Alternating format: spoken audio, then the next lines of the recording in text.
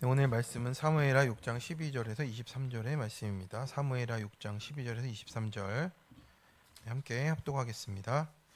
어떤 사람이 다윗 왕에게 아뢰어 이르되 여호와께서 하나님의 괴로 말미암아 오베데돔의 집과 그의 모든 소유에 복을 주셨다 한지라. 다윗이 가서 하나님의 괴를 기쁨으로 메고 오베데돔의 집에서 다윗성으로 올라갈새 여호와의 괴를 맨 사람들이 6걸음을 가매 다윗이 소와 살진 송아지로 제사를 드리고 다윗이 여호와 앞에서 힘을 다하여 춤을 추는데 그때 다윗이 배 에봇을 입었더라. 다윗과 이스라엘 족속이 즐거이 환호하며 나팔을 불고 여호와의 궤를 메어오니라. 여호와의 궤가 다윗성으로 들어올 때에 사울의 딸 미갈이 창으로 내다보다가 다윗 왕이 여호와 앞에서 뛰놀며 춤추는 것을 보고 심중에 그를 업신여기니라. 여호와의 궤를 메고 들어가서 다윗이 그것을 위하여 친 장막 가운데 그 준비한 자리에 그것을 두매 다윗이 번제와 화목제를 여호와 앞에 드리니라. 다윗이 번제와 화목제 드리기를 마치고 만군의 여호와의 이름으로 백성에게 축복하고 모든 백성 곧 이스라엘 무리를 남녀를 막론하고 떡 한 개와 고기 조각과 포도떡 한 덩이씩 나누어 주매 모든 백성이 각기 집으로 돌아가니라. 다윗이 자기의 가족에게 축복하러 돌아오매 사울의 딸 미갈이 나와서 다윗을 맞으며 이르되 이스라엘 왕이 오늘 어떻게 영화로우신지 방탕한 자가 염치 없이 자기의 몸을 드러내는 것처럼 오늘 그의 신복의 계집종의 눈앞에서 몸을 드러내셨도다 하니 다윗이 미갈에게 이르되 이는 여호와 앞에서 한 것이니라. 그의 온 집을 버리시고 나를 택하사 나를 여호와의 백성 이스라엘의 주권자로 삼으셨으니 내가 여호와 앞에 뛰놀리라. 내가 이보다 더 낮아져서 스스로 천하게 보일지라도 내가 말한 바 계집종에게는 내가 높임을 받으리라 한지라. 그러므로 사울의 딸 미갈이 죽는 날까지 그에게 자식이 없으니라. 아멘. 네, 오늘의 말씀은 사무엘하 6장 본문으로 큐티 제목 여호와 앞에 뛰놀리라의 말씀을 나누겠습니다. 네, 오늘 본문은 대조적인 사람들의 모습이 나옵니다. 한 사람은 하나님 앞에서 힘을 다해 뛰놀며 예배하고 한 사람은 창문 뒤에 서서 그 모습을 업신여기는 모습이에요. 같은 하나님, 같은 예배와 같은 사건을 보고도 반응이 다른 것이 우리의 모습입니다. 그래서 오늘 본문은 이제 다윗이 춤췄다. 우리가 이 내용을 너무 잘 알고 있어요. 찬양도 있고 그 예배의 기쁨이 무엇인가, 그 임재의 회복이 무엇인가를 기억하게 하는 말씀입니다. 그런데 우리가 하나님 임재 앞에서 어떤 사람은 살아나는지 또 어떤 사람은 메말라 가는지를 살펴봐야 한다라는 거예요. 또 지난 본문에서 어제 본문에서 웃사가 죽었습니다.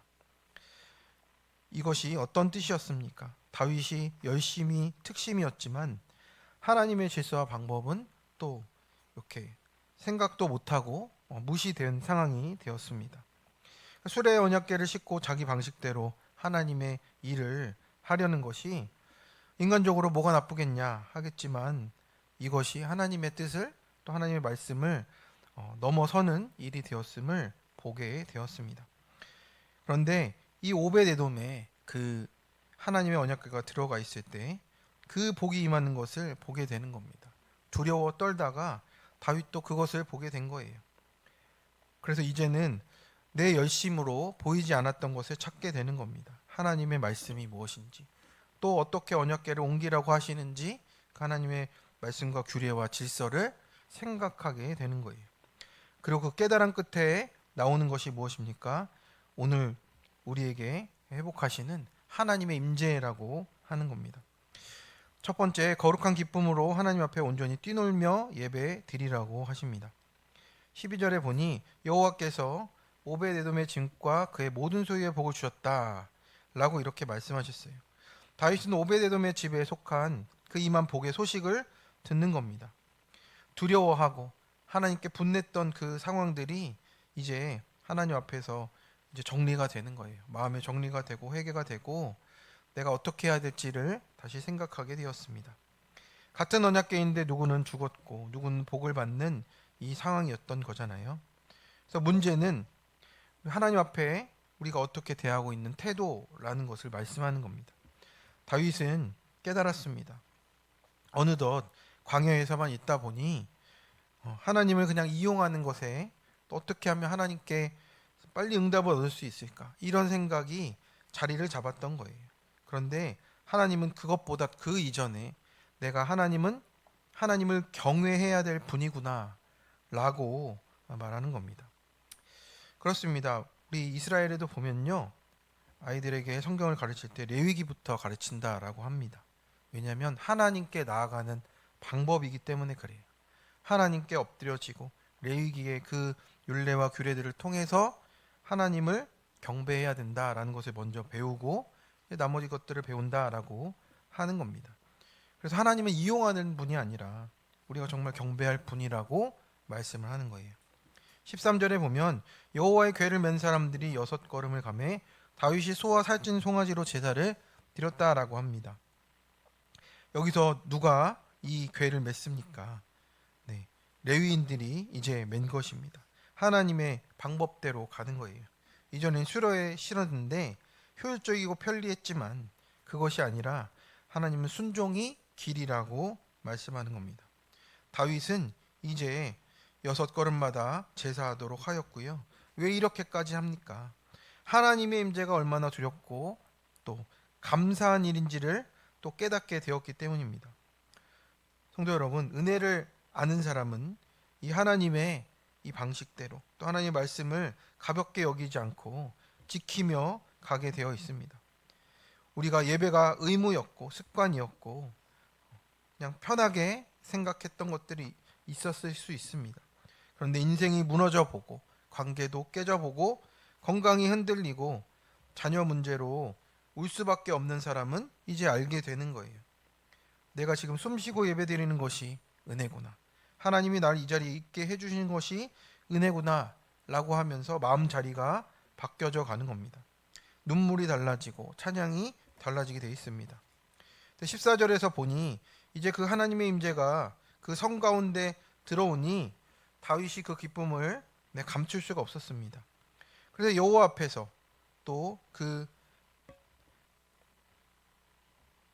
힘을 다해서 이렇게 춤을 추는데 어떻습니까? 힘을 다하여는 이제 히브리어로 베콜 오즈라는 단어입니다. 자기의 전 존재와 힘을 쏟아 부었다라고 이렇게 말해요. 그래서 지금 다윗은 어떻습니까? 그 자기의 왕의 또 지위도 있고 그냥 체면도 있고 하나님 앞에서는 아무것도 가릴 수가 없었습니다. 그 기쁨이 충만했습니다. 아이들이 뛰어다니는 이유가 뭡니까? 그냥 이 기쁨 때문에 그냥 뛰어다니잖아요. 계산하지 않고 또 노는 것 자체로 기뻐하고 우리도 하나님 앞에서 진짜 은혜가 임했을 때 그렇다라는 겁니다. 감정적으로 폭발해라 이게 아니라 우리가 억지로 시키지 않아도 감사가 나오고 찬양이 흘러나오는 겁니다.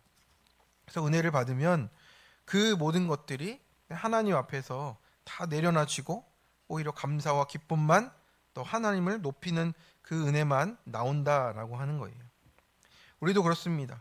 교회가 오래 다녀도 내가 가진 것 때문에 체면 때문에 지위 때문에 내가 하나님 앞에 정직히 서지 못할 때가 있어요. 예배를 못 드릴 때가 많다라는 거죠.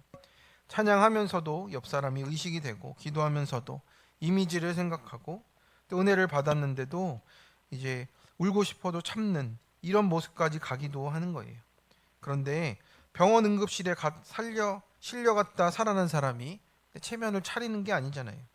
자녀가 방황하다 돌아온 부모가 점잖게만 있겠느냐 이 말입니다. 우리 작년 큐티의 내용을 보니까 물질 고난과 직장 동료 부인에게 상간녀로 오해를 받아서 수치를 당한 집사님의 이야기입니다.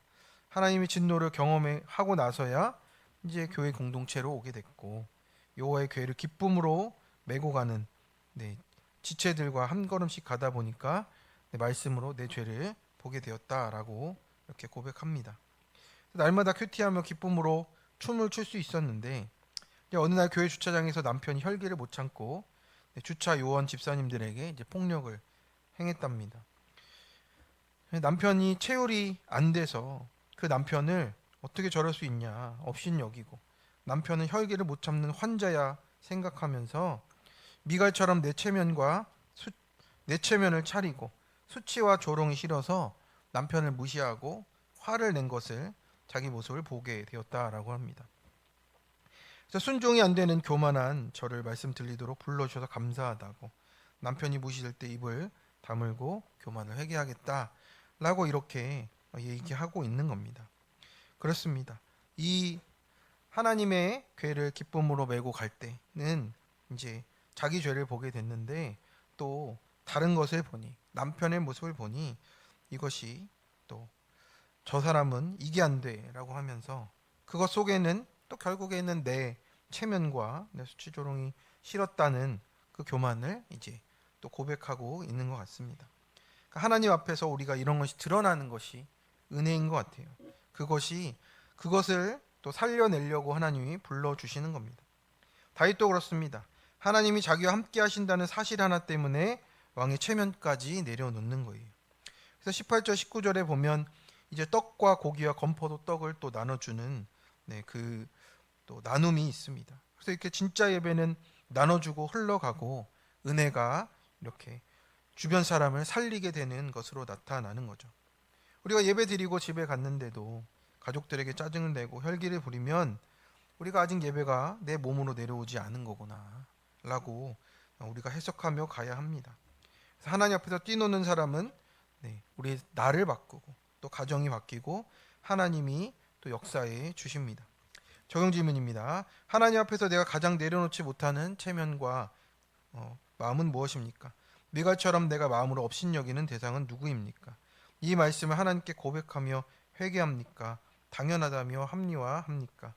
예배의 감격과 축복을 가정과 주변 사람들에게 크게 기뻐하며 나누어 주십니까? 두 번째입니다. 허물을 판단하는 마음으로는 하나님의 임재와 은혜를 누릴 수 없습니다. 20절입니다. 사무엘의 딸 미갈이 나와서 다윗을 맞으며 이르되라고 했어요. 여기서 성경은 일부러 다윗의 아내라고 하지 않고 사울의 딸이라고 기록이 되어 있습니다. 왜 그런지 생각해 보면 미갈 안에 여전히 사울의 가치관이 자리 잡고 있다라는 거예요. 사울은 다른 건 다 좋았습니다. 그런데 사실 보니 하나님 눈치가 아니라 늘 사람 눈치를 보는 사람이었어요. 백성 앞에서 자기의 체면과 지위를 지키는 것이 너무 중요했던 사람입니다. 미갈도 그랬어요. 하나님의 임재보다 왕의 품위가 있지 하며 이제 다윗을 바라보는 겁니다. 그래서 16절에 보니 그가 마음에 그를 업신여기니라 했어요. 업신여기다는 이제 단순히 싫어했다 정도가 아니고요. 하찮게 여기고 가치 없게 취급하고 멸시하다라는 뜻입니다. 같이 사는 아내인데 얼마나 무섭습니까? 미갈은 사실 다윗을 멸시한 게 아니고 이제 하나님 앞에서 기뻐하는 그 예배 자체를 하찮게 여기는 것과도 마찬가지인 일이 되는 거예요. 성도 여러분, 신앙을 생활하다 보면 제일 위험한 자리가 어딥니까? 창문의 자리예요.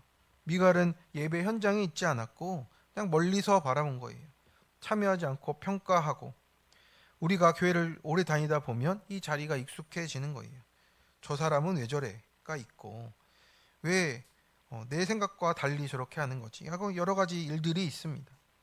자기는 움직이지 않는데 평가하는 일들인 거죠. 그래서 은혜는 창문 밖에서 구경하는 사람에게 임하지 않는 것이고, 은혜는 내려오고 자기의 체면을 깨뜨려야 받을 수 있는 겁니다. 그래서 상처가 해석되지 않으면요, 판단이 되는 거예요. 미갈은 어떻습니까? 상처가 많은 여자입니다.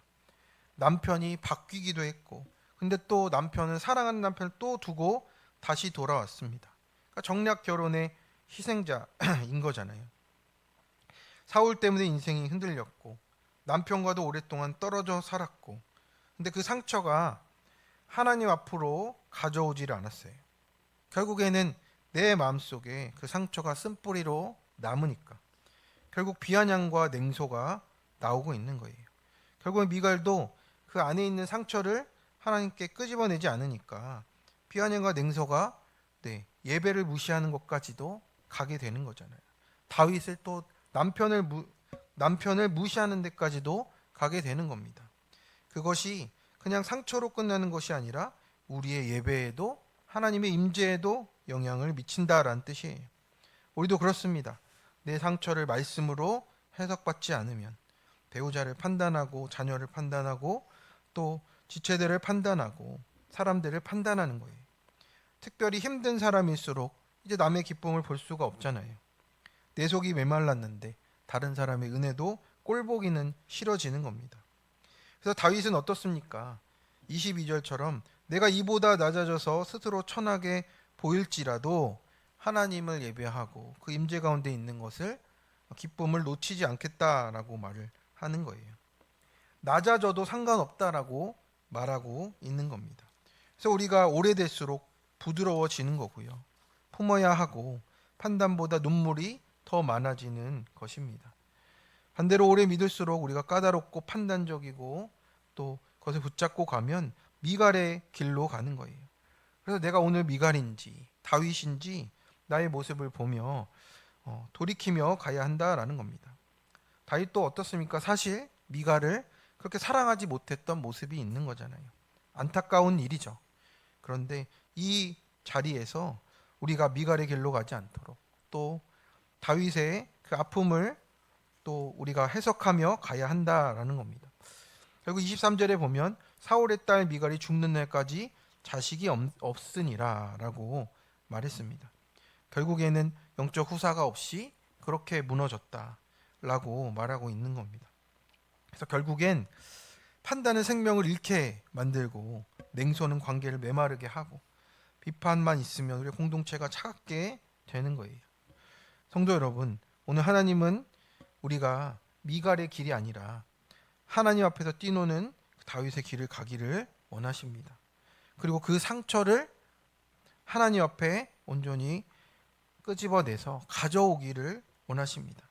그래서 우리가 체면보다 또 상처보다 은혜를 붙드시고 판단보다 회개를 붙들어서 구경이 아니라 하나님의 임재하시는 예배의 자리에서 회복이 있으시기를 간절히 축원합니다. 적용 질문입니다. 나는 요즘 누구를 가장 판단합니까? 내 안에 해석되지 않은 상처는 무엇이고 선한 사람 나쁜 사람 없고 하나님 앞에서 죄인임을 인정하십니까?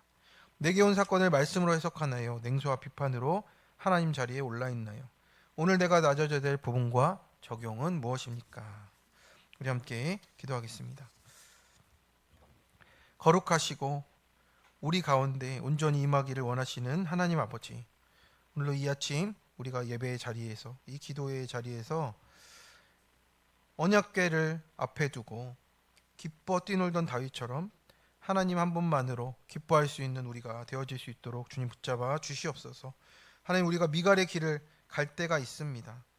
하나님, 우리의 입술로는 또 머리로는 예배한다고 하지만 우리의 실상은 상처 때문에 붙들고 있는 아픔이 있고 그것으로 사람을 바라보고 또 예배를 바라보고 사람들을 바라보니 하나님, 우리에게 나오는 것이 선한 것이 하나도 없습니다.